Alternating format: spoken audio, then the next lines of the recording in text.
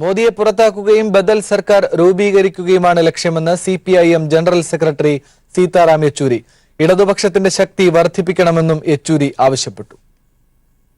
What the CPIM is aiming countrywide is first to defeat this government, second to increase the strength of the left and the CPIM in the parliament in order to put the pressure on the alternate secular government, which is the third point which we are making, an alternate secular government that should assume charge after the elections.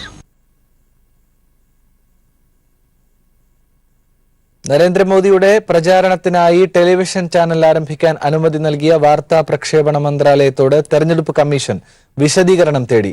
റെയിൽവേയും air ഇന്ത്യയും മാതൃകാ പെരുമാറ്റച്ചട്ടം ലംഘിച്ച് മോദിക്കായി പ്രചരണം നടത്തിയെന്നും തെരഞ്ഞെടുപ്പ് commission കണ്ടെത്തി.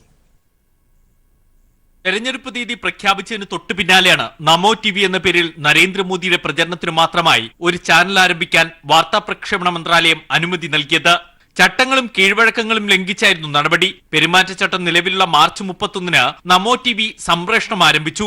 ഇതിനെതിരെ പ്രതിപക്ഷ പാർട്ടികൾ നൽകിയ പരാതിയുടെ അടിസ്ഥാനത്തിൽ വാർത്താ പ്രക്ഷേപണ മന്ത്രാലയത്തോട് തെരഞ്ഞെടുപ്പ് കമ്മീഷൻ വിശദീകരണം തേടി. സർക്കാർ ചാനലായ ദൂരദർശനും പെരുമാറ്റച്ചട്ടം ലംഘിച്ചുവെന്ന് കമ്മീഷൻ കണ്ടെത്തി. മേംഭി ചൌക്കിദാർ എന്ന പേരിൽ മാർച്ച് 31-ലെ മോദിയുടെ തെരഞ്ഞെടുപ്പ് റാലി പൂർണ്ണമായും ദൂരദർശൻ സംപ്രേഷണം ചെയ്തു. രാഷ്ട്രീയ പാർട്ടികളുടെ പ്രചാരണത്തിനായി ദൂരദർശനിൽ സമയക്രമം പോലും ഉള്ളപ്പോഴാണ് ഇത് ലംഘിച്ച് മോദിക്ക് മാത്രമായി സമയം അനുവദിച്ചത്. വിമാന ടിക്കറ്റിൽ മോദിയുടെ ചിത്രം പതിപ്പിച്ച് പ്രചാരണം നടത്തിയതിനെതിരെ മാർച്ച് 26-ന് തെരഞ്ഞെടുപ്പ് കമ്മീഷൻ നൽകിയ ഷോക്കസ് നോട്ടീസിന് ഇതുവരെ എയർ ഇന്ത്യ മറുപടി നൽകിയില്ല. 3 ദിവസത്തിനകം മറുപടി നൽകേണ്ട നോട്ടീസിനോട് എയർ ഇന്ത്യ പ്രതികരിക്കാത്തതിൽ കമ്മീഷൻ അമർഷം രേഖപ്പെടുത്തി. റെയിൽവേ ചായക്കപ്പുകളിൽ ബിജെപിക്ക് അനുകൂലമായി ചിത്രം പതിപ്പിച്ചത് മാതൃകാ പെരുമാറ്റച്ചട്ട ലംഘനമാണെന്നും കമ്മീഷൻ കണ്ടെത്തി. News bureau, Delhi. കാസർഗോഡ് ലോക്സഭാ മണ്ഡലത്തിൽ തെരഞ്ഞെടുപ്പ് ഡ്യൂട്ടിക്ക് നിയോഗിക്കപ്പെട്ട വനിതാ പ്രിസൈഡിംഗ് ഓഫീസർമാരെ അപമാനിക്കുന്ന ആരോപണവുമായി UDF സ്ഥാനാർത്ഥി രാജ്മോഹൻ ഉണ്ണിത്താൻ. വനിതാ പ്രിസൈഡിംഗ് ഓഫീസർമാരെ നിയോഗിച്ചത് കള്ളവോട്ടിന് സൗകര്യമൊരുക്കാനാണെന്ന് ഉണ്ണിത്താൻ ആരോപിച്ചു. ഇത് ആണത്തത്തിന് നിരക്കാത്ത നടപടിയാണെന്ന് കാഞ്ഞങ്ങാട് പ്രസ് ഫോറത്തിന്റെ മുഖാമുഖം പരിപാടിയിൽ ഉണ്ണിത്താൻ സംസാരിച്ചു. ഇപ്പോൾ സണ്ണി ജോസഫ് ചേരുന്നു കാസർഗോഡ് നിന്ന്. സണ്ണി, എന്തൊക്കെയാണ് രാജ്മോഹൻ ഉണ്ണിത്താൻ ഇതുമായി ബന്ധപ്പെട്ട് നടത്തിയ പ്രസ്താവനകൾ? കാഞ്ഞങ്ങാട് പ്രസ് ഫോറത്തിന്റെ സ്ഥാനാർത്ഥി മുഖാമുഖം പരിപാടിയിൽ പങ്കെടുത്തുകൊണ്ടാണ് രാജ്മോഹൻ ഉണ്ണിത്താൻ സ്ത്രീത്വത്തിന് അപമാനിക്കുന്ന നിലയിലുള്ള ഒരു പരാമർശം നടത്തിയത്. അദ്ദേഹം പറഞ്ഞത് കാസർഗോഡ് ലോക്സഭാ മണ്ഡലത്തിൽ ഇത്തവണ കൂടുതൽ പ്രിസൈഡിംഗ് ഓഫീസർമാരായി നിയോഗിക്കപ്പെട്ടത് വനിതകളാണ്. ഈ വനിതകളെ നിയോഗിക്കുന്നത് LDFന് അനുകൂലമായി കള്ളയോട്ട് ചെയ്യാൻ വേണ്ടിയാണ്. വനിതാ പ്രിസൈഡിംഗ് ഓഫീസർമാർ കള്ളയോട്ടിന് അനുകൂലമായ നിലപാട് സ്വീകരിക്കും. ഇത് ആണത്തത്തിന് ചേർന്ന നടപടിയല്ല. താൻ ജനങ്ങളിലാണ് വിശ്വസിക്കുന്നത്, കള്ളയോട്ടിലല്ല. എത്ര കള്ളയോട്ട് ചെയ്താലും താൻ വിജയിച്ചു വരും എന്ന നിലയിലാണ് അദ്ദേഹത്തിന്റെ പരാമർശം ഉണ്ടായത്. സ്ത്രീത്വത്തെ അപമാനിക്കുന്ന നിലയിലുള്ള ഒരു ആരോപണമാണ് അദ്ദേഹം ഉന്നയിച്ചത്. വനിതാ ജീവനക്കാർ കള്ളയോട്ടിനെ സഹായിക്കുന്നവരാണ്. അതുകൊണ്ടാണ് LDF അവരെ ഉപയോഗപ്പെടുത്തുന്നത്. അവരെ ഭയപ്പെടുത്തി കള്ളയോട്ട് ചെയ്യാൻ സാഹചര്യം LDF ഉണ്ടാക്കും. ആ നിലയിൽ വനിതാ ജീവനക്കാരെ പ്രിസൈഡിംഗ് ഓഫീസർമാരായി നിയമിച്ച നടപടിയിൽ നിന്ന് പിന്തിരിയണം എന്ന നിലയിലായിരുന്നു അദ്ദേഹത്തിന്റെ ആരോപണം. യഥാർത്ഥത്തിൽ സ്ത്രീകളുടെ അവരുടെ കഴിവിനെ അംഗീകരിക്കാൻ രാജ്മോഹൻ ഉണ്ണിത്താൻ തയ്യാറല്ല എന്ന നിലയിലാണ് അദ്ദേഹത്തിന്റെ ആരോപണം വ്യക്തമാക്കുന്നത്. പ്രിസൈഡിംഗ് ഓഫീസർമാരായി വരുന്ന വനിതാ ജീവനക്കാരെല്ലാം കള്ളയോട്ടർമാരെ സഹായിക്കുന്നവരാണ് എന്ന നിലയിലുള്ള അലിഗേഷനിലൂടെ അദ്ദേഹത്തിന്റെ ആരോപണത്തിലൂടെ സ്ത്രീത്വത്തെ പരസ്യമായി അപമാനിക്കുകയാണ് അദ്ദേഹം ചെയ്തിരിക്കുന്നതെന്നാണ് പൊതുവെ ഉയർന്നു വന്നിരിക്കുന്ന ആക്ഷേപം. ആനന്ദ്. ശരി, സണ്ണി ജോസഫ്, വിശദാംശങ്ങൾ വ്യക്തമാണ്. രാജ്മോഹൻ ഉണ്ണിത്താൻ വനിതാ പ്രിസൈഡിംഗ് ഓഫീസർമാരെ അധിക്ഷേപിക്കുന്ന നിലയിൽ തെരഞ്ഞെടുപ്പ് മുഖാമുഖം പരിപാടിയിൽ സംസാരിച്ചിരിക്കുന്നു. വനിതാ ഓഫീസർമാരെ നിയോഗിക്കുന്നത് തെരഞ്ഞെടുപ്പ് അട്ടിമറിക്കാനുള്ള സാധ്യതകൾക്ക് വേണ്ടിയാണ് എന്ന നിലയിലേക്കാണ് ആരോപണങ്ങൾ വന്നിരിക്കുന്നത്. വാർത്തയുടെ വിശദാംശങ്ങളാണ് സണ്ണി ജോസഫ് നൽകിയത്. BJPയുടെ പത്തനംതിട്ട പാർലമെന്റ് സ്ഥാനാർത്ഥിയായ K. സുരേന്ദ്രൻ പുതിയ പത്രിക സമർപ്പിക്കും. നിലവിലുള്ള നാമനിർദ്ദേശ പത്രികയിൽ തന്റെ പേരിലുള്ള 150ഓളം കേസുകൾ മറച്ചുവെച്ചിരുന്നു. ശബരിമലയിൽ ചിത്തിര ആട്ട വിശേഷ പൂജ സമയത്ത് തൃശൂർ സ്വദേശിയെ ആക്രമിച്ച സംഭവത്തിൽ കൊട്ടാരക്കര സബ് ജയിലിൽ റിമാൻഡിൽ കഴിയുന്ന കോഴിക്കോട്ടെ NDA സ്ഥാനാർത്ഥിക്ക് പത്രിക സമർപ്പിക്കാൻ അനുമതി. വിവരങ്ങളുമായി ഗീവർഗീസ് ചേരുന്നുണ്ട്. ഗീവർഗീസ്, എന്തൊക്കെയാണ് ഇതിന്റെ വിശദാംശങ്ങൾ? പത്തനംതിട്ട പാർലമെന്റ് സ്ഥാനാർത്ഥിയായ K. സുരേന്ദ്രൻ നാമനിർദ്ദേശ പത്രിക പുതിയതായി സമർപ്പിക്കും എന്ന് തന്നെയാണ് ഇപ്പോൾ ലഭിക്കുന്ന വിവരം. സുരേന്ദ്രൻ തന്റെ പേരിലുള്ള കേസുകളെല്ലാം തന്നെ മറച്ചുവെച്ചാണ് ആദ്യഘട്ടത്തിൽ നാമനിർദ്ദേശ പത്രിക സമർപ്പിച്ചത്. 143 കേസുകളാണ് പൊതുവെ സുരേന്ദ്രന്റെ പേരിലുള്ളത്. ഇതിൽ 20 കേസുകളിൽ മാത്രമാണ് താൻ പ്രതിയെന്നാണ് ഈ നാമനിർദ്ദേശ പത്രികയിൽ ഉള്ളത്. ഹൈക്കോടതിയിൽ സർക്കാർ സത്യവാങ്മൂലം നൽകിയപ്പോഴാണ് സുരേന്ദ്രൻ മറച്ചുവെച്ച കേസുകളുടെ കാര്യം പുറത്തു വന്നിരിക്കുന്നത്. UDF-ഉം ഇടതുപക്ഷവും സൂക്ഷ്മ പരിശോധന ദിവസം ഇത് ചോദ്യം ചെയ്താൽ സുരേന്ദ്രന്റെ സ്ഥാനാർത്ഥിത്വം അംഗീകരിക്കാൻ കഴിയില്ല. ഈ സാഹചര്യം മനസ്സിലാക്കിയതുകൊണ്ടാണ് പുതുതായി ഒരു പത്രിക സമർപ്പിക്കാൻ കെ സുരേന്ദ്രൻ തയ്യാറെടുത്തിരിക്കുന്നത് എന്ന് തന്നെ പറയാം. അതേസമയം കോഴിക്കോട് NDA സ്ഥാനാർത്ഥിയായ KP പ്രകാശ് ബാബുവിന് പത്രിക ഒപ്പിടാൻ വേണ്ടി റാന്നി ജുഡീഷ്യൽ മജിസ്ട്രേറ്റ് കോടതി അനുമതി നൽകിയിട്ടുണ്ട്. ഇന്ന് തന്നെ പത്രിക ഒപ്പിട്ട് നാളെ സമർപ്പിക്കാനാണ് സമർപ്പിക്കുമെന്നാണ് ഇതുവരെ വിവരം ലഭിക്കുന്നത്. ശരി ഗീവർഗീസ്, വ്യക്തമാണ് വിശദാംശങ്ങൾ. കാസർഗോഡ് ലോക്സഭാ മണ്ഡലത്തിൽ തെരഞ്ഞെടുപ്പ് ഡ്യൂട്ടിക്ക് നിയോഗിക്കപ്പെട്ട വനിതാ പ്രിസൈഡിംഗ് ഓഫീസർമാരെ അപമാനിക്കുന്ന ആരോപണവുമായി UDF സ്ഥാനാർത്ഥി രാജ്മോഹൻ ഉണ്ണിത്താൻ. വനിതാ പ്രിസൈഡിംഗ് ഓഫീസർമാരെ നിയോഗിച്ചത് കള്ളവോട്ടിന് സൗകര്യമൊരുക്കും എന്നാണ് ഉണ്ണിത്താന്റെ ആരോപണം. ഇത് ആണത്തത്തിന് നിരക്കാത്ത നടപടിയാണെന്ന് കാഞ്ഞങ്ങാട് പ്രസ് ഫോറത്തിന്റെ മുഖാമുഖം പരിപാടിയിൽ ഉണ്ണിത്താൻ ആക്ഷേപിച്ചു. ഇടതുപക്ഷ ജനാധിപത്യ മുന്നണിക്ക് ഒറ്റ കാര്യത്തിലേ വലിയ പ്രതീക്ഷയുള്ളൂ, കള്ളവോട്ടുകളുടെ കാര്യത്തിൽ. അത് ഫലപ്രദമായി ചെയ്യാൻ ഈ നിയോജക മണ്ഡലത്തിന്റെ ചരിത്രത്തിൽ ആദ്യമായി എല്ലാ ബൂത്തുകളിലും പ്രിസൈഡിംഗ് ഓഫീസർമാരായി പെണ്ണുങ്ങളെ എത്തിയിരിക്കുന്നത്. അത് തന്നെ ആണത്വമില്ലാത്തതിൻ്റെ ഒരു തെളിവാണ്, പൗരുഷമില്ലായ്മയുടെ തെളിവാണ്. ഞാൻ വെല്ലുവിളിക്കുന്നു, എല്ലാ തവണത്തെയും പോലെ പ്രിസൈഡിംഗ് ഓഫീസർമാരെ സ്ത്രീകളെ മാറ്റി പുരുഷന്മാരാക്കാൻ ഇവർക്ക് ചങ്കൂറ്റമുണ്ടോ, തൻ്റെ ഇടമുണ്ടോ? അപ്പോ അവർക്കാകെ പ്രതീക്ഷ കള്ളവോട്ടുകളിലാണ്, ജനങ്ങളിലല്ല. എനിക്ക് വിശ്വാസം ജനങ്ങളിലും, ഇടതുപക്ഷ ജനാധിപത്യ മുന്നണിക്ക് വിശ്വാസം കള്ളവോട്ടുകളിലുമാണ്. ജനങ്ങളിൽ വിശ്വാസമുള്ള ഞാൻ ജയിക്കും. കള്ളവോട്ട് എത്ര ചെയ്യുമെന്ന് നമുക്ക് കണ്ടറിയാം. രാഹുൽ ഗാന്ധിയുടെ തെരഞ്ഞെടുപ്പ് പരിപാടികളിൽ മുസ്ലിം ലീഗിന്റെ പതാക പുറത്തെടുക്കരുതെന്ന് അണികൾക്ക് ലീഗ് നേതാവിന്റെ നിർദ്ദേശം. യൂത്ത് ലീഗ് മുൻ ജില്ലാ പ്രസിഡന്റായ ലീഗ് നേതാവാണ് പ്രവർത്തകരെ അമ്പരപ്പിക്കുന്ന നിർദ്ദേശം വാട്സാപ്പ് ഗ്രൂപ്പ് വഴി നൽകിയത്. കോൺഗ്രസ് ആവശ്യപ്രകാരമാണ് ഇത്തരമൊരു നിർദ്ദേശം. രാഹുൽ ഗാന്ധി വയനാട് മണ്ഡലത്തിൽ സ്ഥാനാർത്ഥിയായി വരുന്നത് മുസ്ലിം വോട്ടുകൾ ലക്ഷ്യം വെച്ചാണെന്ന് ഉത്തരേന്ത്യയിൽ ശക്തമായ പ്രചാരണമാണ് BJP നടത്തുന്നത്. ഹിന്ദു വോട്ടുകൾ ലക്ഷ്യം വെച്ചാണ് BJPയുടെ ഇത്തരം പ്രചാരണം. ഇതിനൊപ്പം രാഹുലിന്റെ പരിപാടിയിൽ പാകിസ്ഥാൻ പതാക ഉയർത്തിയെന്ന പ്രചാരണവും BJP വ്യാപകമായി നടത്തി. മുസ്ലിം ലീഗിന്റെ കൊടിയാണ് പാകിസ്ഥാൻ പതാകയായി ചിത്രീകരിച്ചത്. ഇതെല്ലാം കോൺഗ്രസ് ദേശീയ നേതൃത്വത്തെ കുറച്ചൊന്നുമല്ല ആശങ്കയിലാക്കുന്നത്. ഇതിനെ ഫലപ്രദമായി നേരിടാൻ മൃദുഹിന്ദുത്വ നിലപാടുമായി പ്രചാരണം നടത്തുന്ന കോൺഗ്രസിന് സാധിക്കുന്നില്ല. പകരം മുസ്ലിം വിഭാഗം തങ്ങൾക്കൊപ്പമില്ലെന്ന് വരുത്താനാണ് ശ്രമിക്കുന്നത്.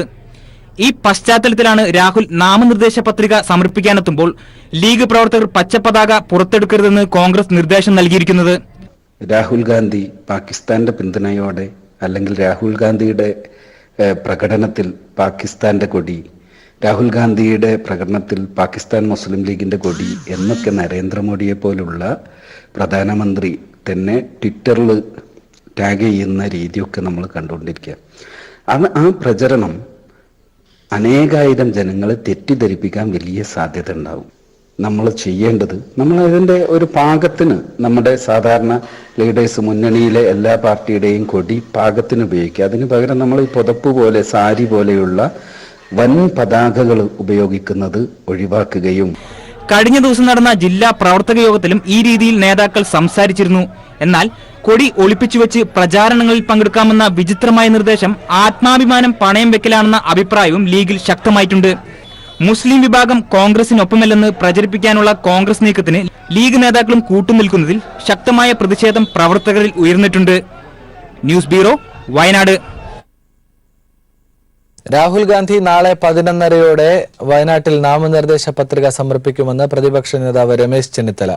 ജമ്മുകശ്മീരിൽ PDP-യുമായി ചേർന്ന് ഭരിച്ചവരാണ് കൊടിയുടെ പേരിൽ വിവാദമുണ്ടാക്കുന്നതെന്ന് KC വേണുഗോപാൽ ആരോപിച്ചു. വയനാട്ടിലെ തെരഞ്ഞെടുപ്പ് പ്രചരണം ആലോചിക്കാൻ UDF നേതാക്കൾ കോഴിക്കോട് യോഗം ചേർന്നു. ഇന്ന് കോഴിക്കോടെത്തുന്ന രാഹുൽ ഗാന്ധി നാളെ കൽപ്പറ്റയിൽ നടക്കുന്ന റോഡ് ഷോയ്ക്ക് ശേഷം നാമനിർദ്ദേശ പത്രിക സമർപ്പിക്കും. 11:30 പത്രിക സമർപ്പിക്കുമെന്ന് വയനാട്ടിലെ തെരഞ്ഞെടുപ്പ് പ്രചരണം ആലോചിക്കാൻ കോഴിക്കോട് ചേർന്ന യോഗശേഷം രമേശ് ചെന്നിത്തല അറിയിച്ചു. നാളെ UDF-ന്റെ നേതാക്കന്മാർ കൽപ്പറ്റയിൽ എത്തുന്നുണ്ട്. അവർ രാഹുൽ ഗാന്ധിയുടെ നോമിനേഷനിൽ പങ്കെടുക്കുന്നുണ്ട്. പത്രിക ഏതാണ്ട് 11:30 മണിയോടുകൂടി 11:30 മണിയോടുകൂടിയാണ് പത്രിക സമർപ്പിക്കുന്നത്. പ്രിയങ്ക ഗാന്ധി ഉണ്ടാകുമെന്നാണ് ഞങ്ങൾക്ക് ഇപ്പോൾ കിട്ടിയിരിക്കുന്ന അറിയിപ്പ്. രാഹുൽ ഗാന്ധി വയനാട്ടിൽ മത്സരിക്കുന്നതിനെ ദേശീയ തലത്തിൽ BJP വർഗീയമായ പ്രചരണങ്ങൾക്ക് ഉപയോഗിക്കുന്നതും യോഗത്തിൽ ചർച്ചയായി. പ്രധാനമന്ത്രിക്ക് വയനാട്ടിനെ കുറിച്ച് അറിയില്ലെന്ന് KC വേണുഗോപാൽ പറഞ്ഞു. ജമ്മു കാശ്മീരിൽ PDPയുമായി ചേർന്ന് ഭരിച്ചവരാണ് കൊടിയുടെ പേരിൽ വിവാദമുണ്ടാക്കുന്നത്. എന്റെ സുഹൃത്തുക്കളെ, ഞാൻ ചോദിച്ചോട്ടെ, ജമ്മു കാശ്മീരിൽ PDPയായി ഒന്നിച്ച് ഭരിച്ച് മോഡി അവിടെ സത്യപ്രതിജ്ഞ ഇപ്പോൾ ഈ ചോദ്യം ആരും ഉന്നയിച്ചില്ലല്ലോ. മോദി സർക്കാർ ദക്ഷിണേന്ത്യയോട് കാണിച്ച കടുത്ത അവഗണനയാണ് രാഹുൽ ഗാന്ധിയെ വയനാട്ടിൽ മത്സരിക്കാൻ പ്രേരിപ്പിച്ചതെന്ന് മുകുൾ വാസ്നിക് പ്രതികരിച്ചു. ഉമ്മൻചാണ്ടി, മുല്ലപ്പള്ളി രാമചന്ദ്രൻ, PK കുഞ്ഞാലിക്കുട്ടി, KPA മജീദ് തുടങ്ങിയവരും യോഗത്തിൽ പങ്കെടുത്തു. News bureau, Kozhikode. കോൺഗ്രസിന്റെ അഖിലേന്ത്യാ നേതാവ് കേരളത്തിലേക്ക് വന്നത് ആരെ നേരിടാനെന്ന് മുഖ്യമന്ത്രി പിണറായി വിജയൻ. വയനാട്ടിലെ LDF സ്ഥാനാർത്ഥിയെ പിൻവലിക്കണമെന്ന് മുല്ലപ്പള്ളി പറഞ്ഞപ്പോൾ അത് കേട്ടത് BJP ആണെന്നും ഇടതുപക്ഷം ജയിക്കാൻ വേണ്ടിയാണ് സ്ഥാനാർത്ഥിയെ നിർത്തിയിരിക്കുന്നതെന്നും പിണറായി അഭിപ്രായപ്പെട്ടു. ഇടതുപക്ഷത്തിന്റെ യഥാർത്ഥ ശക്തി രാഹുൽ ഗാന്ധിക്ക് മനസ്സിലാകുമെന്നും അദ്ദേഹം കോഴിക്കോട് പ്രതികരിച്ചു. കോൺഗ്രസിന്റെ അഖിലേന്ത്യാ നേതാവ് കേരളത്തിലേക്ക് വന്നല്ലോ, ഏത് BJP നേരിടാനാണ്?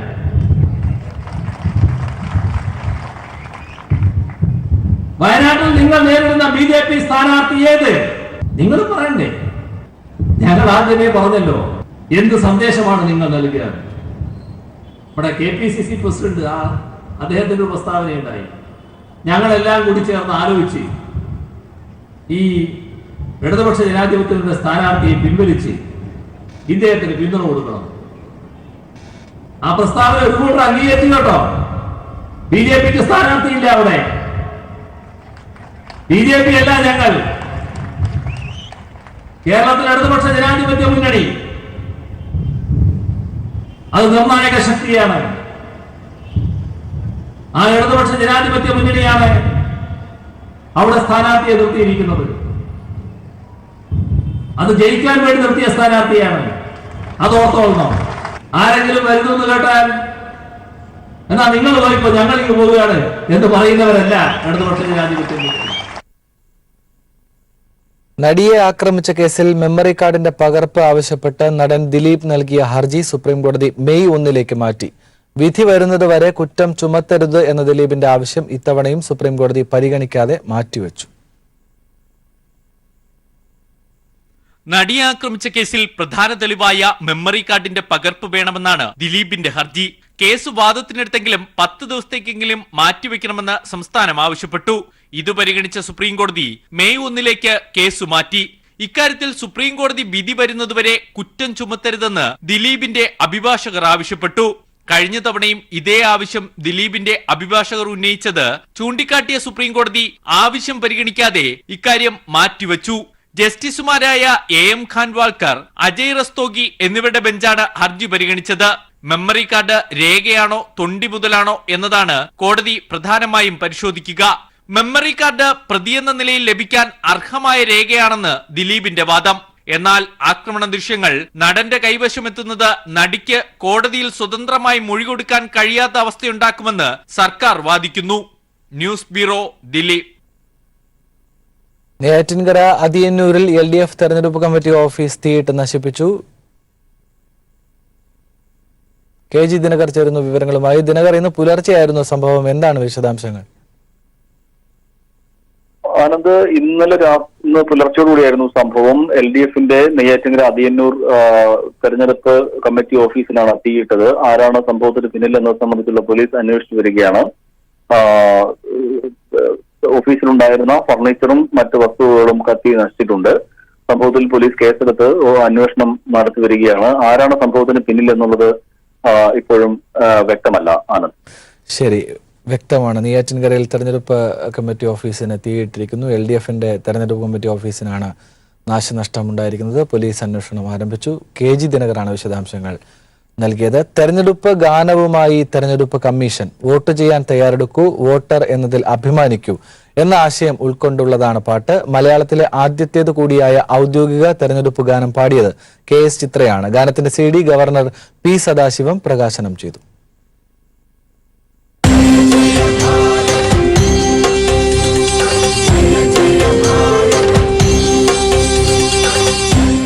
കേരളത്തിന്റെ വാനമ്പാടി KS ചിത്രയുടെ മധുരശബ്ദത്തിൽ ആ തെരഞ്ഞെടുപ്പ് ഗാനം ഇനി കേരളക്കരയാകെ അലയടിക്കും. തെരഞ്ഞെടുപ്പ് ഗീതം 2019 എന്ന സിഡിയുടെ പ്രകാശനം ഗവർണർ പി സദാശിവം നിർവഹിച്ചു.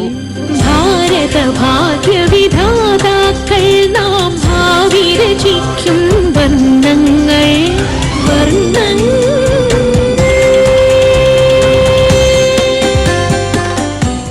വോട്ട് ചെയ്യാൻ തയ്യാറെടുക്കൂ, വോട്ടർ എന്നതിൽ അഭിമാനിക്കൂ എന്ന ആശയമാണ് 4 മിനിറ്റുള്ള ഗാനത്തിലുള്ളത്. സാംസ്കാരിക, സാമൂഹ്യ, ദേശഭക്തി ആശയങ്ങളും പാട്ടിൽ ഉൾക്കൊള്ളുന്നു. വോട്ടർ ബോധവൽക്കരണ പരിപാടിയായ സ്വീപിന്റെ ഭാഗമായാണ് പാട്ട് തയ്യാറാക്കിയിരിക്കുന്നത്. ആദ്യമായാണ് മലയാളത്തിൽ ഒരു ഔദ്യോഗിക തെരഞ്ഞെടുപ്പ് ഗാനം ഇറക്കുന്നത് എന്നതും പ്രത്യേകതയാണ്. മുഖ്യ തെരഞ്ഞെടുപ്പ് ഓഫീസർ ടിക്കാറാം മീണയുടേതാണ് തെരഞ്ഞെടുപ്പ് ഗീതം എന്ന ആശയം. കെ ജയകുമാർ മനോഹരമായ വരികളിലൂടെ ഇതിന് സാക്ഷാത്കാരം നൽകി. മാത്യു ടി ഇട്ടിയാണ് സംഗീതം പകർന്നിരിക്കുന്നത്. 2 മാസത്തെ പ്രയത്നത്തിനൊടുവിലാണ് ഗാനം യാഥാർത്ഥ്യമായത്.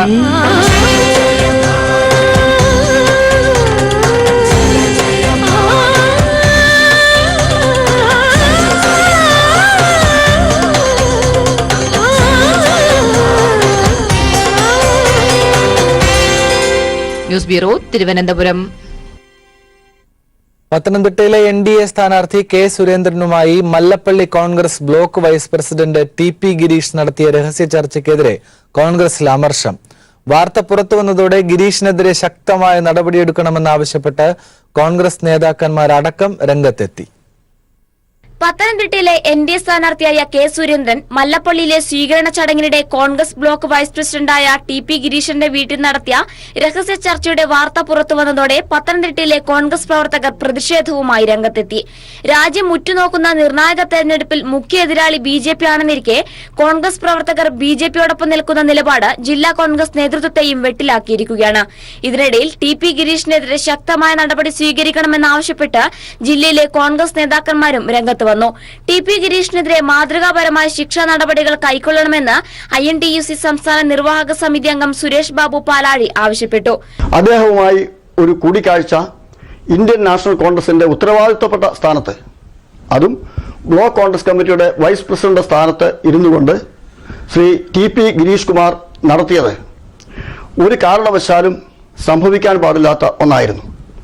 കേരളത്തിൽ ഇടതുപക്ഷ ജനാധിപത്യ മുന്നണി വ്യാപകമായി പ്രചരിപ്പിക്കുന്നത് ഇന്ത്യൻ നാഷണൽ കോൺഗ്രസും UDFും കോൺഗ്രസ് പ്രവർത്തകരെ BJPയിലേക്ക് റിക്രൂട്ട് ചെയ്യുന്ന ഒരു ഏജൻസി എന്നാണ് അവരുടെ പ്രചരണം. ആ പ്രചരണത്തിന് ആക്കം കൂട്ടുന്ന തരത്തിലുള്ള ദൗർഭാഗ്യകരമായ ഒരു സമീപനമായി ആണ് TP ഗിരീഷ് കുമാർ ഇന്നലെ കൈക്കൊണ്ടത്. കോൺഗ്രസിന്റെയും BJPയുടെയും അവിശുദ്ധ ബന്ധത്തിന്റെ കഥ പുറത്തുവന്നത് ഏറെ ചിന്തിപ്പിക്കുന്ന കാര്യമാണെന്നും ഇതിന്റെ തിരിച്ചടി വോട്ടിംഗിലൂടെ നൽകണമെന്നും CPIM പൊളിറ്റ് ബ്യൂറോ അംഗം MA ബേബിയും ആവശ്യപ്പെട്ടു. നടത്തുന്ന കച്ചവട രാഷ്ട്രീയത്തിന്റെ ആപത്തിനെതിരായി കരുതിയിരിക്കാനും ഈ പാർട്ടികളുടെ എല്ലാം നേതൃത്വത്തിന്റെ വഞ്ചനയിൽ പ്രതിഷേധിച്ച് ഈ പാർട്ടികളുടെ പ്രവർത്തകർ ഇടതുപക്ഷ ജനാധിപത്യ മുന്നണിക്കൊപ്പം വരും എന്ന് ഞങ്ങൾ പ്രതീക്ഷിക്കുന്നു. 3ാം തവണയും ആന്റോ ആന്റണിക്ക് സീറ്റ് നൽകിയത് ജില്ലയിലെ കോൺഗ്രസ് നേതാക്കൾക്ക് ഇതുവരെയും അംഗീകരിക്കാൻ സാധിച്ചിട്ടില്ല എന്ന കാര്യം ഈ സംഭവത്തോടുകൂടി കൂടുതൽ കരുത്താർജിക്കുകയാണ്. News bureau, Pathanamthitta. മണ്ഡലത്തിലുടനീളം 3 റൗണ്ട് പര്യടനം പൂർത്തിയാക്കിയ ഇടുക്കിയിലെ ഇടത് സ്ഥാനാർത്ഥി അഡ്വക്കേറ്റ് ജോയിസ് ജോർജിന്റെ 4ാം ഘട്ട പര്യടനം നാളെ മൂവാറ്റുപുഴയിൽ ആരംഭിക്കും. രാവിലെ 7-ന് ആവോലി പഞ്ചായത്തിലെ കാവനയിലാണ് തുടക്കം. Kerala Congress B parliamentary party leader KB Ganesh Kumar MLA പര്യടന പരിപാടി ഉദ്ഘാടനം ചെയ്യും. തുടർന്ന് ആവോലി, ആരക്കുഴ, പാലക്കുഴ, മാറാടി, വാളകം പഞ്ചായത്തുകളിൽ പര്യടനം നടത്തും. പൊതു പര്യടനത്തിന്റെ ഭാഗമായി 7 നിയോജക മണ്ഡലങ്ങളിലും ഓരോ ദിവസം പൂർത്തീകരിച്ചാണ് അടുത്ത പ്രചരണത്തിലേക്ക് കടക്കുന്നത്. ജോയ്സ് ജോർജിന് വോട്ട് അഭ്യർത്ഥിച്ചുകൊണ്ടുള്ള ഹൈറേഞ്ച് സംരക്ഷണ സമിതിയുടെ വാഹന പ്രചരണ ജാഥ മണ്ഡലത്തിൽ പര്യടനം നടത്തുകയാണ്.